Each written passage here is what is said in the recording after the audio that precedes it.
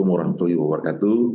Selamat pagi, salam sejahtera bagi kita semua yang terhormati narasumber dari Direktorat Pelaksanaan Anggaran Kementerian Keuangan, Ibu Ari Mardani, selaku Kasubdit Pelaksanaan Anggaran 1, dan Pak Bambang Sutrisno, dan juga rekan-rekan fungsional auditor di lingkungan Inspektorat Jenderal Kementerian Perdagangan. Pertama-tama, maka kita mengucapkan puji syukur kepada Tuhan Yang Maha Kuasa, boleh kita di tengah bulan Ramadan ini masih semangat untuk melakukan ataupun berdiskusi terkait dalam hal acara pelatihan kantor sendiri, hal ini mengenai kebijakan pengaturan pertanggungjawaban anggaran perjalanan dinas dalam negeri dan luar negeri. Nah, ini mungkin ada aturan baru, Bu, ya, yang mungkin perlu di sini kami Inspektor Jenderal perlu pahami, karena teman-teman auditor tentunya yang akan melakukan audit di unit kami dan Inspektorat operasional, dan juga tentunya di atase perdagangan ataupun ATPC di luar negeri. Adapun tema yang kita pilih pada saat ini tentang perjalanan dinas dalam negeri dan luar negeri,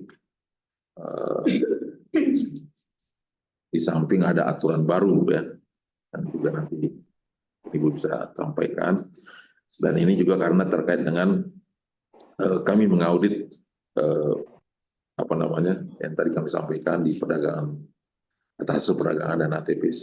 Nah, ini ada perbedaan antara kebijakan dari peraturan Kementerian Keuangan dan juga peraturan Menteri Luar Negeri terkait dengan ketentuan nomor 40%.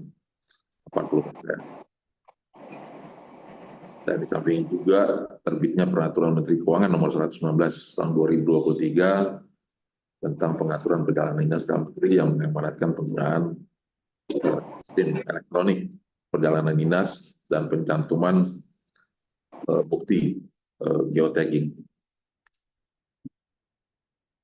Dalam praktik pengawasan di lapangan, banyak auditor kami yang diminta berkonsultasi dan saran dari mitra kerjanya terkait hal tersebut. Dan pada kesempatan pagi ini, merupakan kesempatan yang baik, hadir teman-teman dari Kementerian Keuangan, yang mana kami ingin memperoleh langsung penjelasan dari sisi pembuat regulasi, agar kami juga nanti dalam mengaudit tentunya sesuai dengan koridor pengaturan yang diamanatkan oleh peraturan Menteri Keuangan, yang menjadikan pegangan kami di dalam mengaudit, baik yang disampaikan tadi di unit pelaksana operasional di Kementerian Perdagangan sendiri, baik di dalam negeri maupun di luar negeri. Bapak dan Ibu dan narasumber yang kami hormati, Bu Ari dan Bapak Bambang, kami sampaikan juga bahwa peserta hari ini terdiri dari para auditor yang hadir secara offline, mungkin sekitar 55-an nanti, ya, baik yang online maupun offline. Dan kami berharap teman-teman peserta diskusi untuk dapat berpartisipasi aktif, ya, dan juga dimaksimalkan diskusi kita ini agar kita bisa hal yang belum jelas bisa ditanyakan dan dikonsultasikan dengan narasumber dari Kementerian Keuangan. Terima kasih sekali lagi kami ucapkan kepada Ibu Ari dan Pak Bambang yang telah bersedia hadir pada pagi hari ini. Semoga kerjasama kita yang bisa berjalan dengan baik dan kita tingkatkan untuk kualitas pelaksanaan anggaran di lingkungan Kementerian Perdagangan sebagaimana yang nanti Ibu sampaikan atau berikan penjelasan. Mungkin itu hal-hal yang dapat kami sampaikan sebagai pengantar. Selanjutnya kami serahkan kepada Ibu dan juga Pak Bambang untuk memberikan penjelasan. Terima kasih dan wassalamualaikum warahmatullahi wabarakatuh. Assalamualaikum warahmatullahi wabarakatuh.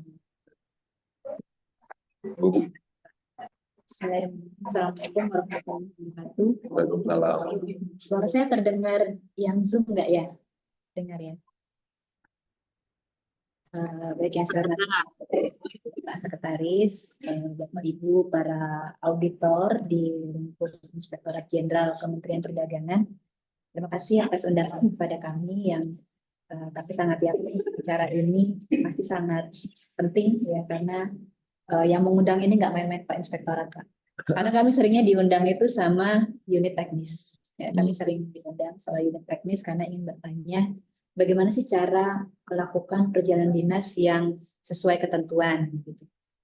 Karena mereka kadang juga suka ada kasus-kasus di lapangan yang debatable gitu. Ini kira-kira ngitungnya nih berapa jam gitu ya. Nah, kalau yang mengundang inspektorat berarti nanti akan menjadi standar barangkali seperti itu ya untuk menilai kelayakan, kebenaran, keabsahan ya dari perjalanan dinas pegawai dan pejabat di lingkup kementerian lembaga. Jadi Pak Sekretaris memang ada dua peraturan terkait dengan perjalanan dinas ini. Yang pertama PMK 119 yang baru saja terbit pada 2023 itu tentang perjalanan dalam negeri. Kemudian ada lagi yang satu lagi tentang perjalanan luar negeri dan itu belum diperbarui Pak, belum. Itu terakhir tahun 2019. Dan kami ada rencana untuk menggabungkan PMK perjalanan dalam negeri dan luar negeri dalam satu PMK. Sambil kita secara paralel sedang mengembangkan sistem untuk kayak perjalanan Pak. Jadi semuanya secara elektronik sesuai amanat di PMK 119. Jadi memang secara amanatnya ini sudah ada Pak ya sistem elektronik, namun secara kesiapan dari aplikasi itu kan masih berproses Pak.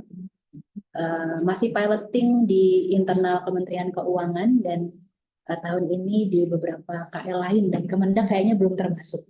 Mungkin nanti bisa kami usulkan untuk bisa lebih awal. Tapi saya dengar Kemendak sudah ada ya Pak ya sistemnya ya? Sudah ada. Baru mulai. Karena mungkin Kemendak banyak perjalanannya ya Pak ya. Jadi memang kebutuhan untuk ada seperti itu. Bapak Ibu sekalian saya tawarkan mau yang mana dulu, dalam negeri dulu atau luar negeri dulu? Luar negeri dulu, siap. Kita sesuai request. Nah, kita ini Bu, audit perwadaknya sudah ISO. Oh iya. 9.000. Sangat penting itu Bu. Iya. Baik. Mungkin materinya satu lagi ya, yang luar negeri bisa diganti dulu. Ini masih yang dalam negeri.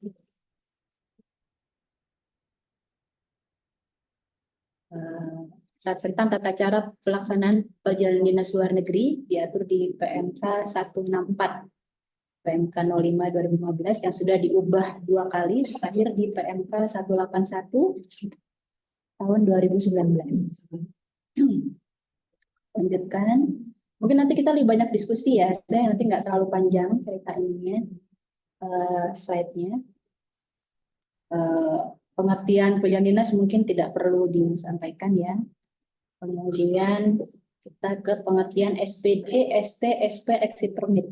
Nah, ini kalau SPD memang dokumen yang diterbitkan oleh PPK dalam rangka pelaksanaan perjalanan bagi pejabat negara, PNS, P3K, anggota TNI, anggota Polri, pejabat lainnya, dan pihak lain. Jadi khusus untuk perjalanan dinas luar negeri ini pihak lain memang bisa termasuk sebagai yang bisa didanai oleh APBN. Kemudian setelah ada definisi SPD, itu SPD kan dokumen yang diterbitkan oleh PPK ya, Bapak Ibu sekalian. Kalau surat tugas, ini surat penugasan Perjadin yang diterbitkan oleh menteri atau pimpinan lembaga atau pejabat yang ditunjuk kepada pelaksana SPD di lingkup kementerian lembaga berkenaan. Atau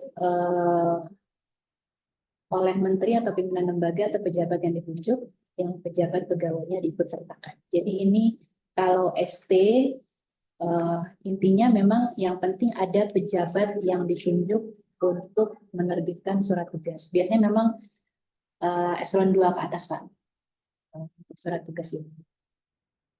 Kemudian surat persetujuan perjalanan dinas, ini pemberian izin untuk melaksanakan perjadin yang diterbitkan oleh presiden atau pejabat yang ditunjuk atau izin untuk meninggalkan wilayah kerja di luar negeri yang diterbitkan oleh menteri luar negeri atau kepala perwakilan. Nah, ini khusus untuk yang luar negeri memang ada surat persetujuan perjalanan dinas dari Kemlu ya Pak. Ini mungkin sudah familiar, sudah biasa. Kemudian exit permit, izin berangkat ke luar negeri.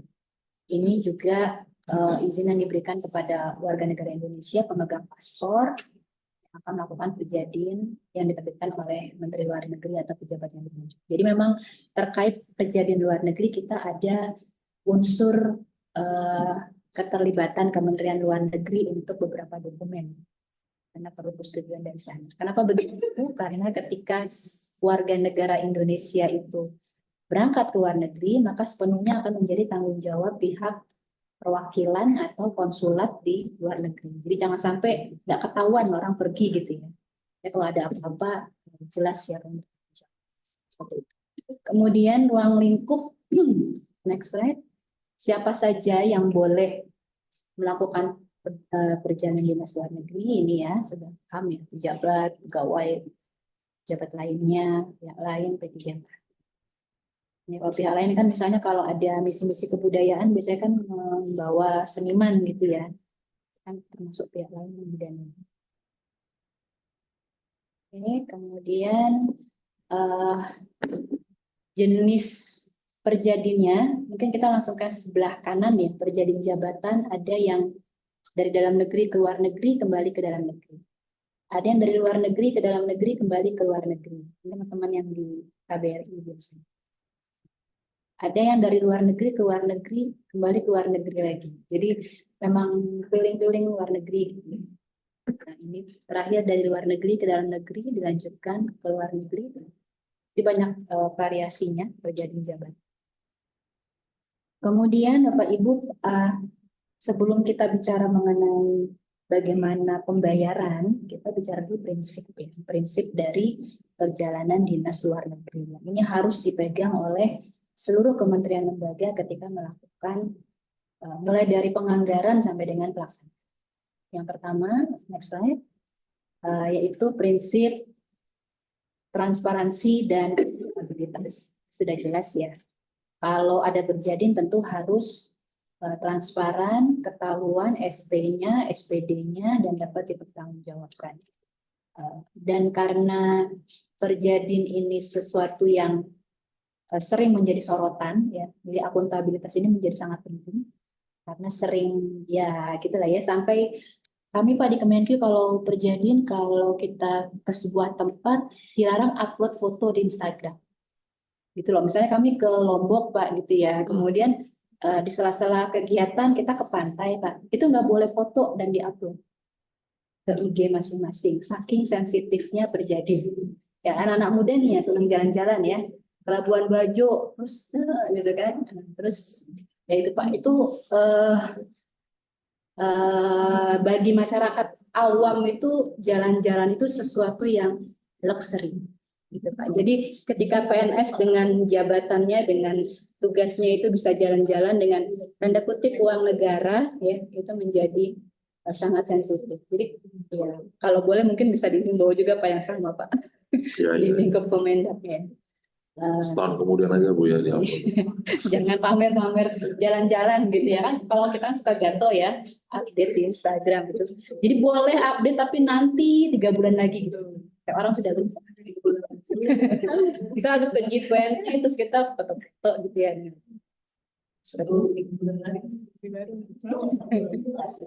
Ya, kemudian yang berikutnya efisiensi dan efektivitas penggunaan. Memang kalimat efisiensi dan efektivitas ini kalimat karet, kalimat karet. Yang dikatakan efisien itu yang gimana sih? Ya tentu sesuai kebutuhan. Jadi kalau kebutuhannya yang berangkat hanya 2 orang, jangan 5 orang, apalagi 15 orang. Itu dinas apa umroh gitu ya, ngomongin umroh 15 orang gitu.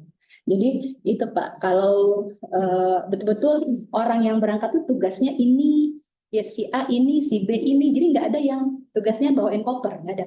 Itu harus semuanya benar-benar punya tugas yang penting untuk perjalanan dinasnya. Kemudian efektivitas ya diharapkan dengan perjalanan tadi akan betul-betul menghasilkan output yang diharapkan. Jadi memang ini harus clear ketika menganggarkan terjadinya itu untuk mencapai output apa. Jadi nggak boleh itu tanpa ada kejelasan tujuannya apa, akan melaksanakan apa dan seterusnya. Kemudian yang berikutnya selektif, hanya untuk kepentingan yang sangat tinggi dan prioritas yang berkaitan dengan penyelenggaraan pemerintahan. Nah ini memang kalimat selektif ini juga karet juga Pak. Jadi di kami juga pengertian selektif ini kadang-kadang juga agak terlalu berlebihan, saking selektifnya kami sangat-sangat apa ya, betul-betul dipilih sekali kalau memang harus terpaksa perjalanan dinas walaupun dalam negeri, apalagi yang luar. Misalnya kalau kita mau monef gitu Pak, kadang-kadang suka ditanyakan oleh pimpinan, ini benar perlu monef harus ke sana, bisa nggak Zoom aja? Ya, bisa nggak kita ini aja, jadi saking ini ya, betul-betul ingin menerapkan prinsip selektif gitu. Nah ini mungkin kembali lagi ke kebijakan internal di kementerian lembaga, bagaimana kita bisa selektif. Dan terkait dengan perjanjian ini sebenarnya ketika kita bisa mencapai target dengan jumlah nilai serapan lebih sedikit, itu akan menjadi nilai efisiensi di indikator kinerja pelaksanaan anggaran. Itu di EK yang ada di Kementerian Keuangan, ya, evaluasi kinerja anggaran terjadi. Kemudian terakhir ketersediaan anggaran dan kesesuaian dengan pencapaian kinerja Kementerian. Jadi jangan pernah ada perjalanan yang dilaksanakan ketika anggarannya belum tersedia. Misalnya nih, belum digeser Pak, karena pagunya habis gitu, jadi perlu digeser dulu, revisi dulu, baik itu revisi kewenangan KPA atau revisi kewenangan DCPB, ini belum tersedia, kita dibikin ST-nya. Nah, itu nggak boleh. Ya, karena prinsip dari pelaksanaan keuangan negara adalah pejabat ya dilarang melakukan peringkatan ketika dana itu belum tersedia atau tidak cukup tersedia. Jadi memang harus direvisi dulu baru.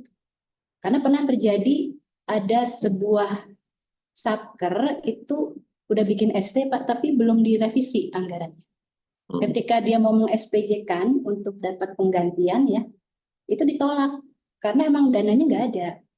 Dan kemudian dia mengajukan revisi ke Kanwil, Kanwil menolak karena tidak boleh ada penambahan perjanjian waktu itu kebijakannya Pak.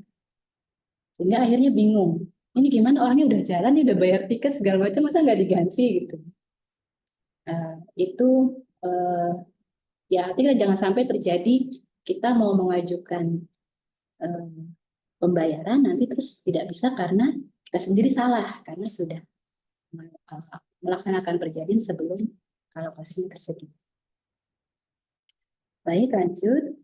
Kemudian ini sebenarnya alur pikir mengenai perjanjian ya. Mungkin perlu kita pahami juga secara sekilas bagaimana caranya nggak mudah ya, jadi jabatan aja ya yang memang sering menjadi masalah. Persiapannya ada surat tugas, surat persetujuan, paspor, exit permit. Jadi kalau memang mau melaksanakan perjanjian luar negeri, memang sebaiknya disiapkan dengan jauh-jauh hari ya, karena ada waktu juga untuk mengurus exit permit dan surat persetujuan ke Kemlu. Kemudian mengenai biaya perjalanan dinas, ini mungkin Bapak Ibu sekalian sudah hafal ya, sudah tahu ya barangkali. Dibayarkan secara real kecuali uang harian. Jadi uang hariannya ini lamsam. Kemudian yang realnya biaya transportasi, uang representasi, biaya asuransi perjalanan, dan biaya pemergian dan angkutan jenazah. Ini kalau dalam hal memang ada kebutuhan ini perjalanan di sini ya. Dan biaya yang di komponen dari uang harian, Bapak Ibu sekalian, itu adalah biaya penginapan, uang makan, uang saku, dan uang transportasi lokal. Nah, kalau kita memahami ini, maka ketika ada kebutuhan yang sama dengan yang dialokasikan di sini, mestinya nggak boleh lagi. Karena sudah di-cover semua di uang harian. Misalnya, Bapak Ibu, udah uang harian yang dikasih ya, lamsam. Terus minta lagi penggantian, saya naik kereta cepat di Shinkansen di Tokyo sekian, minta diganti. Itu nggak bisa. Karena transportasi lokal sudah termasuk di uang harian.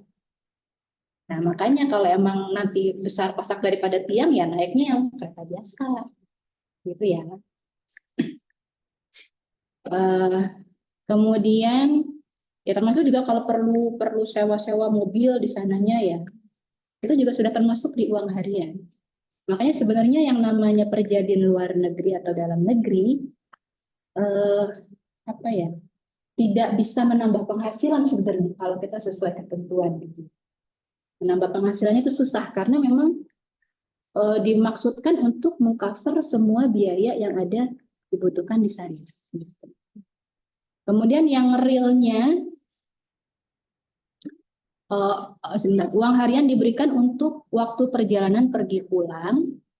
Ya, jadi uang harian itu saat lagi perjalanan, saat sedang pelaksanaan kegiatan, dan kalau ada sikon yang memaksa mungkin ada tambahan. Ya, misalnya karena sesuatu hal pesawatnya itu delay-nya 1 hari, sehingga mau tidak mau harus ditambah perjalanan. Itu bisa ya, tergantung kondisi. Itu ya Bapak Ibu sekalian mungkin prinsipnya. Next slide. Ya, iya Pak, silakan Pak. Perjalanan jabatan Bapak Ibu ya. Next slide. Nah, ini sebenarnya prinsip sama dengan yang tadi ya. Perjalanan jabatan itu dilaksanakan oleh pelaksana SPD di lingkup KL atau beban KL yang berkenaan, atau bisa juga dilaksanakan oleh pelaksana SPD di luar lingkup KL atas beban KL yang berkenaan. Misalnya Kemendak mau mendanai siapa atau kementerian yang lain.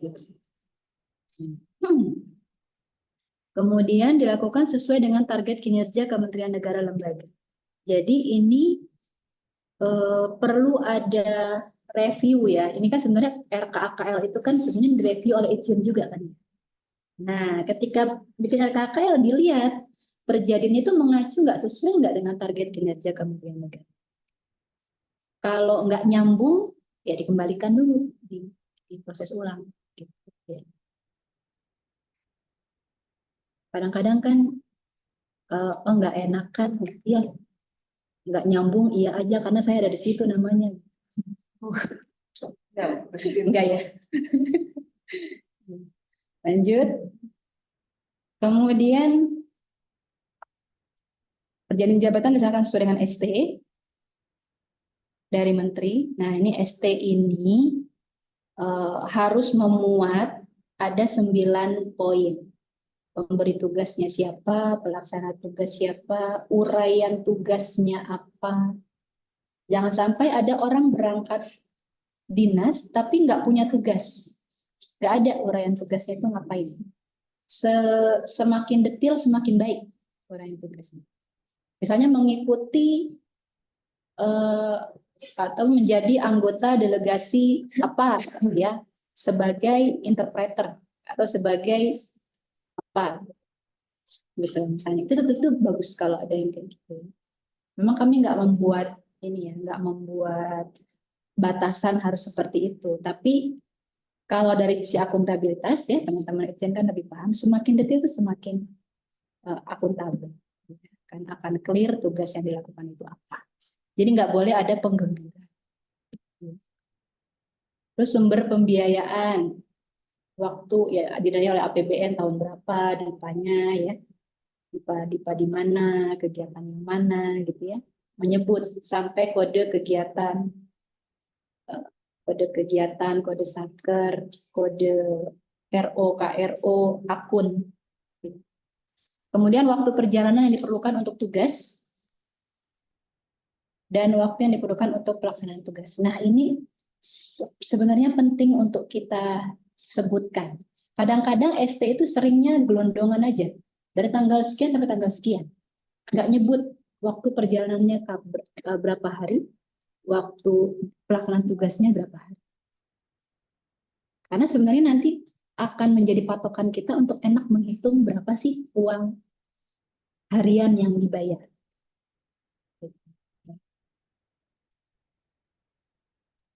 Kemudian tempat tugas, target kinerja atau hasil yang akan dicapai, kemudian kewajiban menyampaikan laporan. Ini harus disebutkan di dalam surat tugas. Kemudian ST surat persetujuan dari presiden atau pejabat yang ditunjuk, paspor, exit permit, bla bla bla ya. Ini menjadi dasar juga penerbitan SPD untuk yang keluar negeri. Bagi pelaksana perjalanan dari pihak lain tidak perlu exit permit. Jadi yang non PNS ya. Non PNS ini tidak perlu exit permit. Oke, next. Kemudian tujuan ini nggak usah ya, bisa dibaca ya. Yang namanya perjalanan luar negeri tujuannya harus masuk salah satu dari bakat tugas fungsi yang melekat pada jabatan, pengumandahan, melaksanakan pameran atau promosi, konferensi internasional gitu ya. Harus masuk salah satunya di antaranya. Termasuk juga training, pendidikan, pelatihan atau tugas belajar. Ini tidak termasuk di perjalanan dinas luar negeri. Next. Ini persiapan administrasi nggak usah lah ya. Kayaknya fokusnya kan ke bayar-bayar ya. Perlu nggak ini? Soalnya puasa ini ngomongnya Perhitungan nggak bisa minum. perhitungannya Bu. Perhitungan Lebih bercanda. Ya nanti kan perhitungannya aja ya. Ini surat tugas. Tadi kan ada, udah di atas tadi ya sama ya ini. Nah ini perhitungan. Next slide. Waktu perjalanan. Next slide. Nah, ini yang sering menjadi dispute ya di waktu perjalanan. Tadi kan ada waktu perjalanan, ada waktu pelaksanaan kegiatan. Nah, sekarang waktu perjalanan dulu. Waktu perjalanan adalah waktu yang digunakan oleh moda transportasi, misalnya pesawatnya ya, pesawatnya. Kemudian waktu transit ditambah waktu tempuh dari bandara ke tempat tujuan di luar negeri. Atau waktu tempuh dari tempat tujuan di dalam negeri dan kembali ke tempat bertolak di dalam negeri atau tempat kedudukan di negeri. Jadi perjalanan dari kantor ke bandara itu termasuk dari waktu perjalanan.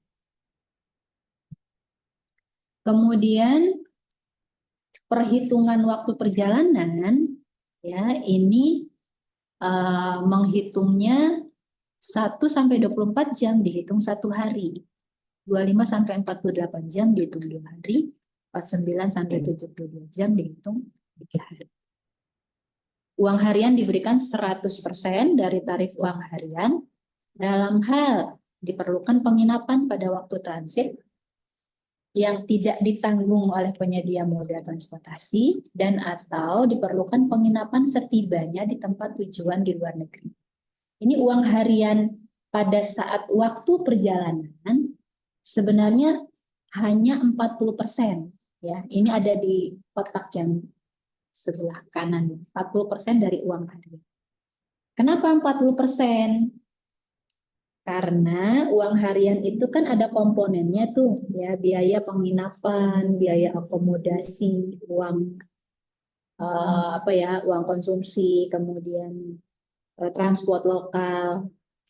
Ketika kita di dalam moda transportasi, otomatis kita tidak ada beli makan kalau disediain, otomatis kita tidak ada penginapan karena tidur di pesawat, sehingga uang harian itu dipotong menjadi hanya 40%. Ini saya ingat 2019 ketika ini muncul itu ribut seluruh Indonesia. Nggak mau dipotong 40%. Ini Kementerian Keuangan motong. Padahal sebenarnya kalau kita mau jujur, emangnya ya uang harian itu apa isinya gitu kan? Komponennya ini. Ketika di pesawat apakah bayar hotel? Apakah beli makan? Ya nggak ada dagang asongan kan ya di pesawat ya. Nggak beli makan kita. Ya itu marah-marah semua orang gitu ya. Nah nggak mau dipakai. Tapi karena kita punya argumen yang kuat, ya, karena ketika perjalanan tidak ada kebutuhan itu. Namun kalau nih yang warna kuning, kalau diperlukan penginapan pada waktu transit, karena memang pesawatnya nggak bisa lagi kecuali kita transit 1 malam. Mau nggak mau kita harus nginep, ya boleh dikasih 100%. Jadi nggak semua perjalanan itu 100% uang hariannya. Ya, itu. Kemudian ini urutannya ya, gambar ini sebenarnya menceritakan proses jalannya. Pertama tempat kedudukan dalam negeri, ini saya nggak ada pointers ya. Kemudian tempat bertolak di dalam negeri, ini bandara, kita dari tempat kedudukan ke tempat bertolak, jalan tuh ya. Oren 1 ke Oren 2. Di sini dilakukan pemeriksaan imigrasi. Setelah itu kita perjalanan ya tibalah di bandara, stasiun, di tempat tujuan di luar negeri. Kemudian kita sampai di tempat tujuan, dari bandara mungkin naik bus, naik mobil, naik apa sampai ke tempat tujuan. Setelah itu kembali pulang. Ini kembali yang warna hitam nih waktu kembali. Panah merah perjalanan ke luar negeri, kemudian panah hitam kembali ke dalam negeri. Atau model lain dari tempat kedudukan di luar negeri, jalan ya menuju tempat bertolak di luar negeri, bandara atau kota tertentu. Kemudian perjalanan ya sampai di bandara di dalam negeri, kemudian menuju ke tempat tujuan di dalam negeri. Ini ilustrasi tentang bagaimana perjalanan dilakukan, dan untuk mengcover perjalanan ini diberikan uang harian sebesar 40%. Nah, kemudian ada perhitungan waktu perjalanan. Ada akumulatif, ada tidak akumulatif. Akumulatif itu apa maksudnya? Maksudnya adalah dihitung pulang pergi. Ya, dari berangkat sampai pulang, total waktu perjalanan itu berapa jam? Ini akumulatif, menghitung akumulatif jika tidak terdapat perbedaan uang harian. Maksudnya, kalau uang hariannya itu antara perjalanan dengan pelaksanaan tugas itu 1 hari gitu, beririsan. Misalnya berangkat dari Jakarta ke Singapura misalnya kan hanya 2 jam ya. Terus langsung habis itu ke tempat pelaksanaan kegiatan kan langsung hari itu juga. Maka itu menghitung perjalanannya adalah akumulatif sampai dengan pulangnya. Tapi kalau yang ada perbedaan uang harian, misalnya dia perjalanan 1 hari 20 jam misalnya kita hitung 1 hari. Kemudian besoknya dia sampai dan melakukan kegiatan, berarti kan pelaksanaan kegiatan di hari yang berbeda gitu. Nah, itu maka menghitung waktu perjalanannya tidak akumulatif. Jadi ngitung pas berangkat berapa, dihitung dikonversi dengan jam, dikalikan uang harian. Paham nggak sampai sini? Enggak. Iya, mah harus ilustrasi sih. Saya pakai whiteboard. kalau misalnya contoh, kan ada juga misalnya kita perjalanan ke Eropa, itu kan sampainya misalnya hari yang sama, Nah itu gimana? Walaupun dia sudah menempuh perjalanan lebih dari 12 jam karena ada perbedaan waktu itu. Nah, ini perbedaan waktu itu, teman-teman, tidak menjadi mendistraksi perhitungan jam. Jadi perhitungan jam itu menggunakan satu patokan, yaitu waktu di Indonesia atau waktu di sana. Ya, jadi gini, misalnya gini, perjalanan dari Indonesia ke Afrika tuh 6 jam beda waktunya. Kemudian dia kalau dihitung perjalanannya misalnya 20 jam. Tapi karena ada perbedaan waktu, maka jadi 26 jam. Seolah-olah. Karena sebenarnya kan 20 jam juga ya. Itu hitungnya sehari atau 2 hari? Sehari. Karena kalau kita lihat 26, 25 sampai 48 kan 2 hari ya? Iya. Nah itu. Jadi misalnya contoh, saya masih bingung. Jadi misalnya contoh gini, kita berangkat naik pesawat yang misalnya 0045 sampai di misalnya di tujuan, misalnya di Eropa ya, di Eropa itu jam 12 siang. Di sana ada perbedaan waktu sekitar 6 jam. Nah, perjalanan dia udah lebih dari 12 jam. Nah, terus itu kalau misalnya seperti itu, apakah itu dia dapat uang hariannya untuk yang hari itu ya, yang dia berangkat, terus itu kan langsung melaksanakan tugas.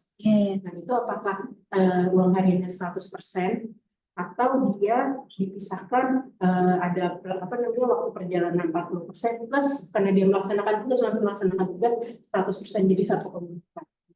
Oh iya. Kalau misalnya kasusnya kayak gitu banyak kayak gitu. Ya, jadi sebenarnya bukan 1,4 dapatnya, bukan 140%. Karena dia perjalanan itu sebenarnya realnya tuh berapa jam?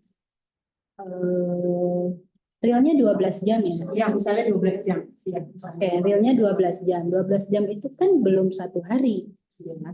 Ya, dan dia sebenarnya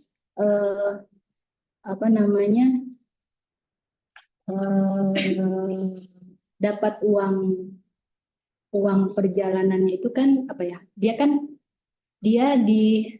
berarti dia ngitungnya harus itu dia yang akumulatif nih, karena ada perbedaan uang harian karena dia tiba di hari yang udah lewat ya, udah nyebrang ke hari berikutnya nggak? Sama ya. Oh, kalau masih sama berarti ngitungnya tidak akumulatif. Tidak akumulatif artinya dia ngitung pas berangkat itu berapa, kemudian di sananya juga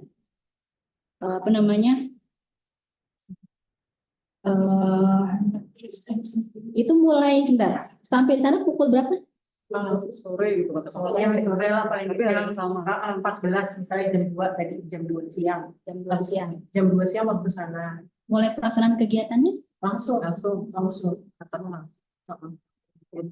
Iya. Iya. Iya, sebenarnya itu dapatnya sih ini ya, hanya uang harian pas besoknya itu 100, yang 40-nya. Oh, berarti dia langsung 100% pada hari itu. Karena uang harian yang 40 itu kalau dia dalam 1 hari, hitungan 1 hari gitu loh. Ya, ini di sini ada contoh ilustrasi. Boleh dulu ada tulisnya nggak biar supaya tuh nggak beda-beda karena kita konsultasi si A beda, si B beda, ya. C beda gitu. Ya, ini nanti kami jadikan masukan untuk tulis. Saya gitu Bu, ada kan? Iya, memang ini sering jadi ini kita lihat ya sekarang ya. Prinsip penghitungan waktu perjalanan. Tidak boleh ada overlap. Waktu perjalanan overlapping dengan waktu pelaksanaan tugas. Ini kan tadi overlapping ya. Waktu perjalanan overlap dengan pelaksanaan tugas. Maka ketika terjadi overlap, yang diterapkan adalah prinsip efisiensi. Nah, baca ini. Waktu perjalanan pergi tanggal 18 Oktober pukul 7 sampai 13, 6 jam. 1 hari. Ini uang hariannya 0%. Kemudian pelaksanaan kegiatan pukul 15. Ya, seperti tadi kan contohnya mirip ya. 15 sampai 20 Oktober, ini 3 hari uang hariannya 3 kali 100, 300%.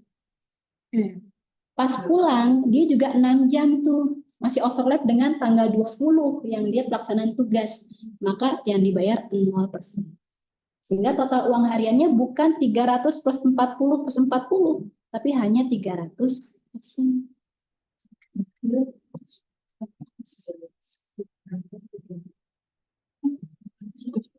Karena si 6 jam itu belum masuk 1 hari 24 jam. Kecuali kalau di perjalanannya 24 jam. Boleh dikasih 40%. Bukannya mau didik Bu, kalau di Pemda kan antara 1 sampai 24 jam, maka 40% gitu kan. Ada kata-kata gitu Bu, jadi sampai 24. Nah, iya itu kan Kita bingung Bu. ya memang ada ini patokan ini. Tapi ini apa namanya?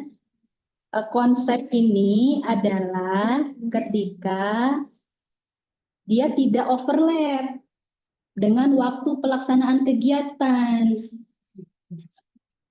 Mungkin izin Bu, Ya, itu tadi yang disampaikan, case yang disampaikan Bu Dia itu kan itu ngitungnya dari take off ya. Kenapa? Jam 2 jam Iya. 00.45 misalnya kan itu kan kita ngitungnya dari take off gitu.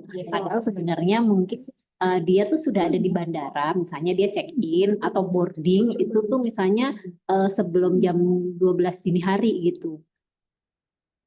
Sudah ada di bandara. Nah itu makanya perhitungan tadi 1 jamnya itu kan 40% kan ketika 1 jam sampai 24 jam gitu ya. Nah perhitungan 1 jam itu patokannya itu dari apakah dari kan kalau di tiket ada tulisan check in before atau last check in tanggal jam sekian gitu. Terus di boarding itu juga ada waktu boarding, ada juga waktu take off gitu. Nah, yang dijadikan patokan itu yang mana gitu untuk menghitung nah satu ini kita ke slide yang sebelumnya, waktu perjalanan. Yang sama itu yang tadi itu kan tadi kita lihat di situ ada dari tempat kedudukan sampai dengan bandara. Kalau misalnya kita kan biasanya berangkat dari rumah, bukan dari kantor. Iya. Nah kalau misalnya dari rumah, apakah itu terhitung dari tempat kedudukan? Ya, memang gini, kalau di PMK ini yang luar negeri ini kan belum dilakukan perubahan, sehingga masih mengacu tempat kedudukan tuh kantor. Jadi kalau kita rumahnya di Bandung, terus kita dari Bandung berangkatnya dihitung itu nggak boleh. Ya, itu di PMK ini. Tapi di PMK Perjadin dalam negeri sudah diubah ketentuannya, tempat kedudukan tidak harus kantor.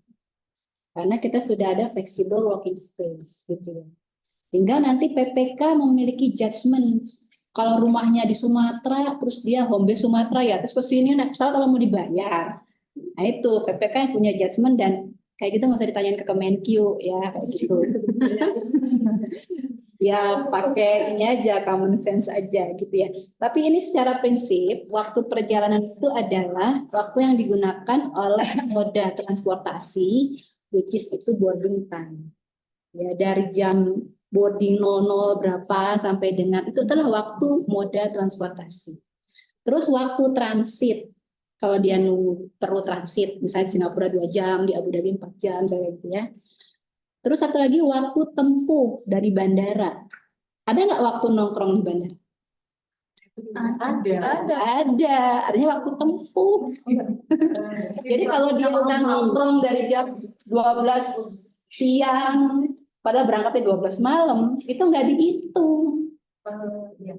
Maksudnya gini, sama ini juga kalau misalnya di luar negeri ya, dari bandara, misalnya ke hotelnya atau kemananya gitu kan ya. Kadang kan itu nggak terkontrol ya sama kita gitu ya. Nah itu gimana cara ngitungnya?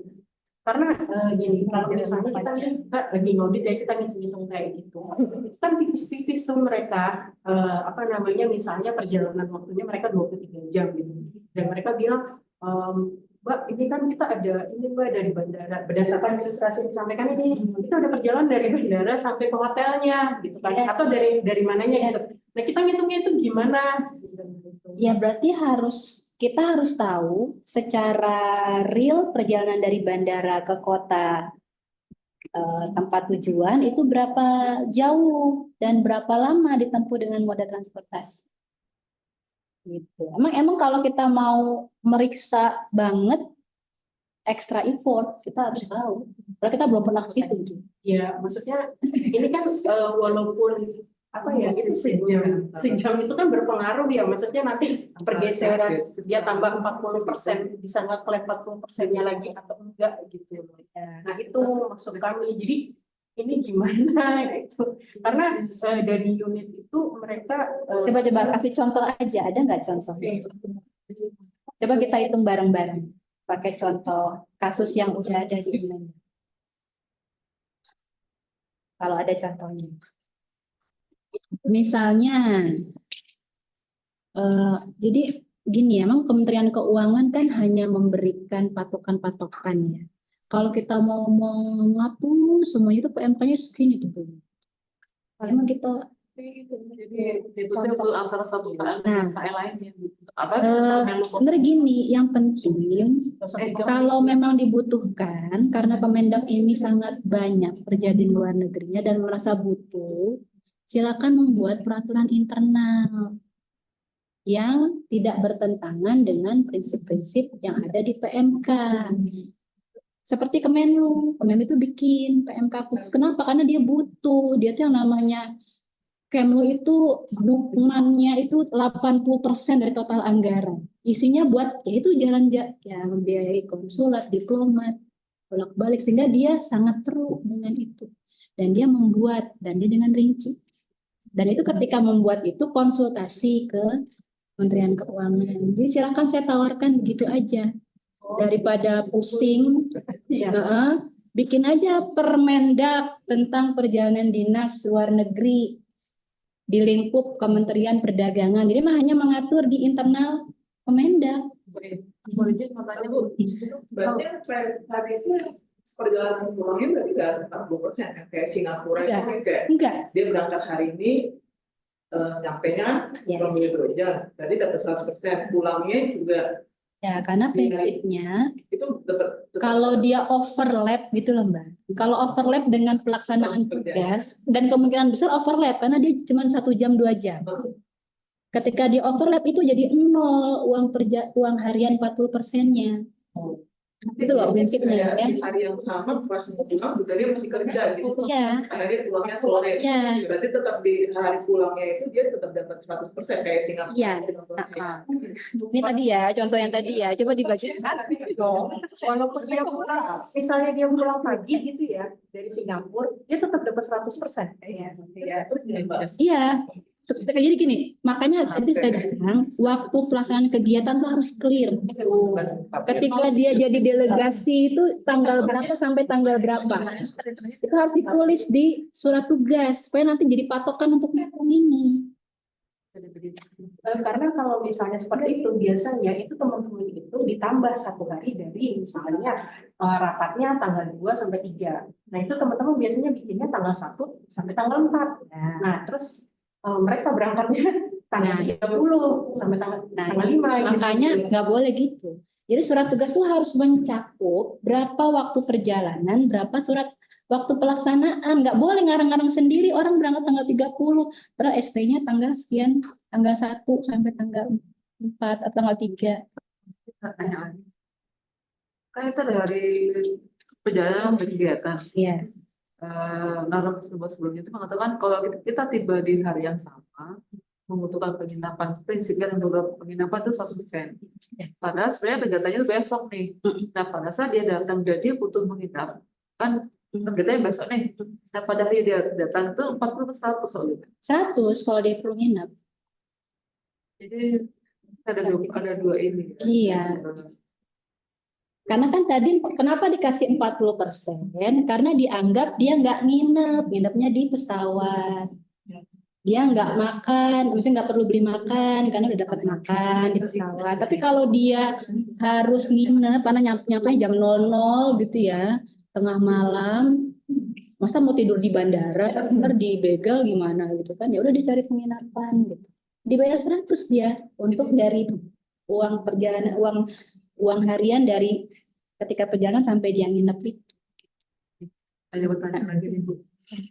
Jadi kan kalau ada perjalanan dari luar negeri ke dalam negeri, kan kalau di PMK mengatakan itu menggunakan peraturan perjalanan negeri. Nah, dia dikasih, ada yang itu dikasih 40% nggak dari yang LN ke DN-nya. Katakanlah mau ikut raker di sini nih, dari luar negeri ke sini 40%, atau dia nggak usah 40, jadi dapat uang harian dalam negeri aja yang 530.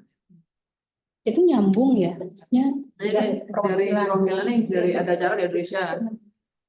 Nah, dari sini ke Indonesia itu dikasih 40% kah?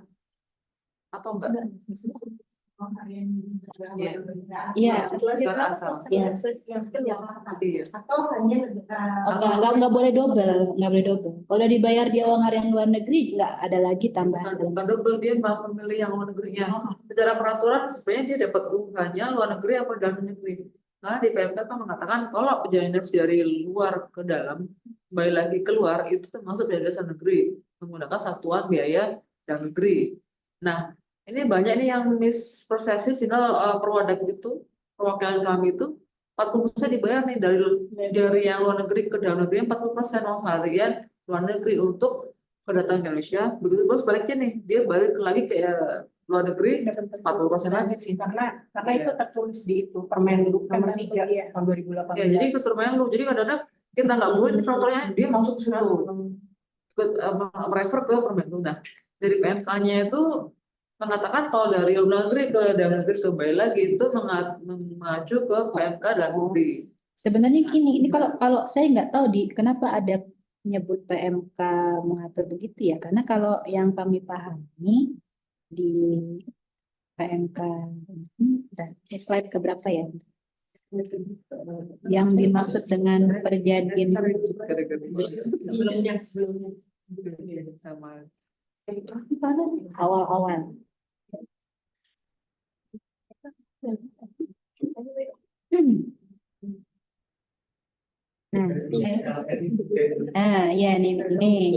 Nah ini nih perjanjian jabatan nih dari DN ke LN kembali ke DN itu masuk perjanjian luar negeri. Dari LN ke DN kembali ke LN termasuk juga. Lo kasus yang tadi apa sih coba? C LN ke LN.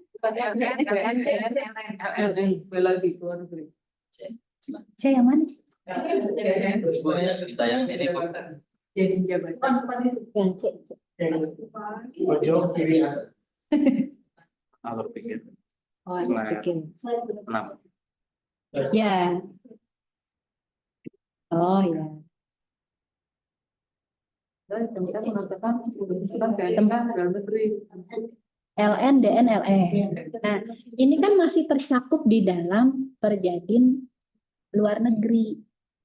Jadi kalau masih masuk dalam cakupan ini, ruang lingkup ini yang menggunakan ketentuan luar negeri. Yang dimana di situ ada uang harian tadi perjalanan 40%. Tapi ingat, tidak boleh overlap tadi. Patokannya itu ya. Kalau emang dia nggak overlap, dia emang acara selesai tanggal 19. Kemudian dia pesawatnya itu dia berangkatnya itu nggak tanggal 19 tapi tanggal 20. Ya. Ketika tanggal 20 itu berlangsung selama 1 hari ya, hitungan 1 hari, maka dia berhak atas 40%. Kalau besoknya ya, tapi kalau pulangnya tanggal 19 juga, itu 0% nggak dapat. Tapi uangnya 100%. Berarti 100%. Iya, 100% di tanggal terakhir. Walaupun dia nggak Iya, penginapan. karena dia masih masuk surat tugas pelaksanaan kegiatannya di sana. Makanya harus cek ininya, pelaksanaan kegiatannya. Ini misalnya, aduh gimana ya? Tapi dia dimaksud di PMK 164 kalau dari LN kembali LN dia menggunakan PMK. Iya. Itu apanya, Bu?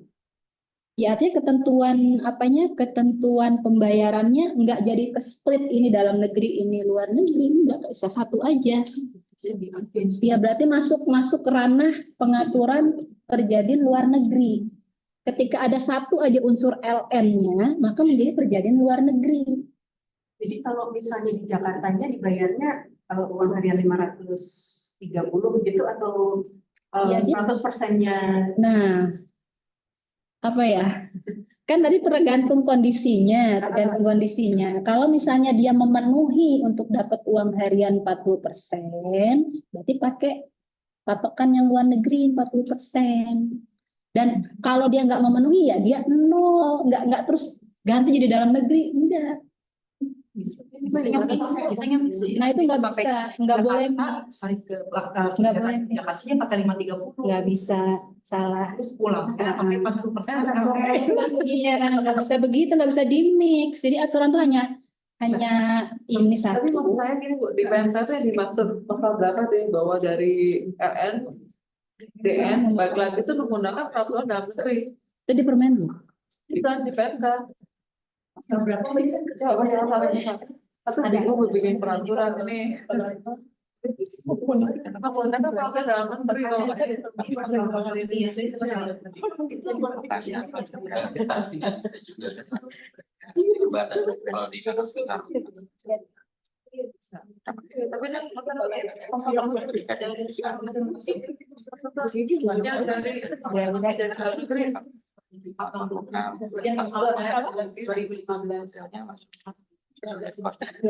pasal berapa tuh ya?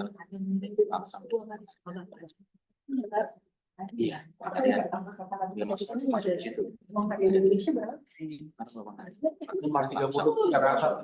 Iya, maksudnya di dalam Dia di pasar.